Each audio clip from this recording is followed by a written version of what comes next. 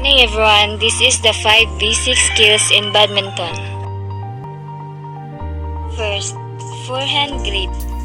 Forehand grip, your racket face should be perpendicular to the floor.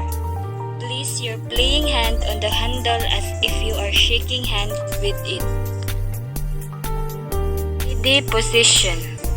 A ready position is generally described as the way you hold an unholstered firearm that keeps it pointed in a safe direction, while allowing you to be prepared to either challenge, move, or bring a weapon on a target.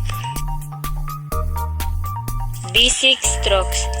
A player hits the shuttle from the rear of the court to the opponent's court. Badminton serve.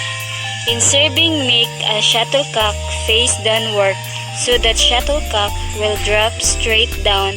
Let go the shuttlecock and swing your racket arm upward. Footwork. In doing a footwork in a badminton game, effective movement on the court in the stairways in which you are going sideways or diagonal ways, always remember our starting point, which is the center. Every time you move away from your base to hit a shuttle, you must quickly return to your base to prepare yourself an opponent's shot.